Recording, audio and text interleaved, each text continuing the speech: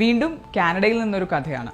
പർവ്വതങ്ങളാൽ ചുറ്റപ്പെട്ട ഒന്റാരിയോ എന്ന സ്ഥലത്ത് 2 സ്കൂൾ കുട്ടികൾ അങ്ങനെ കളിയിൽ മുഴുകി മദ്യം മറന്നിരിക്കുകയാണ്. ഞായറാഴ്ചയാണ്. നാളെ സ്കൂളിൽ പോകണമല്ലോ എന്ന് ഓർത്തപ്പോൾ 2 പേർക്കും ഭയങ്കര മടി. ഒരു അവധി കിട്ടാൻ എന്താണ് വഴിയെന്ന് ആലോചിച്ച് അവരുടെ കുഞ്ഞു തലയിൽ ഒരു വലിയ ബുദ്ധി ഉദിച്ചു. തൊട്ടടുത്ത മലയിൽ മേഞ്ഞു നടന്നിരുന്ന 3 മുട്ടനാടുകളെ അവർ പിടിച്ചുകൊണ്ട് വന്നു. കുറച്ച് പെയിൻ്റൊക്കെ സംഘടിപ്പിച്ച് ഒരാടിൻ്റെ പുറത്ത് അവർ 1 എന്ന് എഴുതിയൊരു വട്ടം ഇട്ടു. രണ്ടാമത്തേൻ്റെ പുറത്ത് 2 എന്ന് എഴുതി. എന്നാൽ 3ാമത്തെ ആടിൻ്റെ പുറത്ത് 4 എന്നും എഴുതി. അന്ന് രാത്രി അവർ ഈ 3 മുട്ടനാടുകളെയും സ്കൂൾ കെട്ടിടത്തിൻ്റെ അകത്ത് കയറ്റിവിട്ടു. പിറ്റേന്ന് ടീച്ചേഴ്സും പ്യൂണും ഒക്കെ വന്നു കഴിഞ്ഞപ്പോഴേക്കും സ്കൂളിൻ്റെ പല സ്ഥലത്തുമായിട്ട് ഇങ്ങനെ ആട്ടിൻ കാഷ്ടവും ആട് തിന്ന് തുപ്പിയിട്ട പേപ്പറിൻ്റെ കഷ്ണവും ഒക്കെ കിടക്കുന്നത് കണ്ട് എല്ലാവരും ഒന്ന് പകച്ചു. വേഗം 4 ആടും തിരച്ചിൽ ആരംഭിച്ചു. അധികം വൈകാതെ 3 ആടുകളെയും കണ്ടുപിടിച്ചു. പക്ഷെ പ്രശ്നങ്ങളെ തീർന്നില്ല. 1, 2, 4 എന്നെഴുതിയ ആടുകളെ കിട്ടി. അങ്ങനെയാണെങ്കിൽ ഈ 3ാമത്തെ മുട്ടനാട് എവിടെ? അത് അവിടെ എവിടെയെങ്കിലും ഒളിച്ചിരിക്കുന്നുണ്ടാകും എന്ന ധാരണയിൽ തിരച്ചിൽ തുടർന്നുകൊണ്ടേയിരുന്നു. അധികം വൈകാതെ കുട്ടികൾ ആഗ്രഹിച്ച പോലെ സ്കൂളിന് ഉച്ച കഴിഞ്ഞ് അവധിയും കിട്ടി. ടീച്ചേഴ്സും സെക്യൂരിറ്റിയും പ്യൂൺ ചേച്ചിമാരും എല്ലാവരും കൂടി അന്വേഷിച്ചിട്ടും 3ാമത്തെ ആടിനെ മാത്രം കിട്ടിയില്ല. എന്താ കാരണം?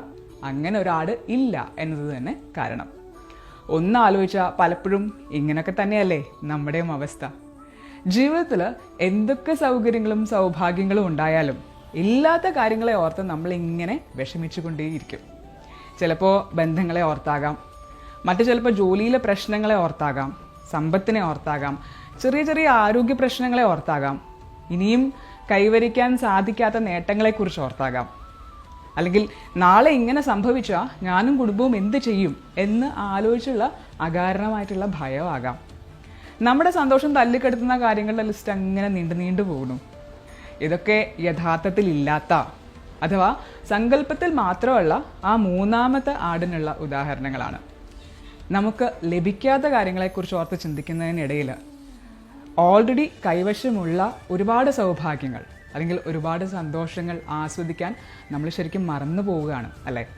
ഇല്ലായ്മകളെക്കുറിച്ച് കൂടുതൽ ഓർത്തുകൊണ്ടിരിക്കാതെ, നാളെക്കുറിച്ച് ഓർത്ത് വെറുതെ വിഷമിക്കാതെ, ഇന്ന് നമുക്കുള്ള അനുഗ്രഹങ്ങളെക്കുറിച്ച് ഓർത്ത് സന്തോഷിക്കാനും അത് ആസ്വദിക്കാനും സാധിച്ചാൽ നമ്മുടെ ഇന്നുകൾ മാത്രമല്ല നാളുകളും സ്വാഭാവികമായി ഏറ്റവും മനോഹരമാക്കാൻ, ഏറ്റവും മികച്ചതാക്കാൻ നമുക്കെല്ലാവർക്കും സാധിക്കും. അങ്ങനെ ജീവിതത്തിൻ്റെ ഓരോ ദിവസവും ഏറ്റവും അടിപൊളിയായി ആസ്വദിക്കാൻ നമുക്കെല്ലാവർക്കും കഴിയട്ടെ. Thank you.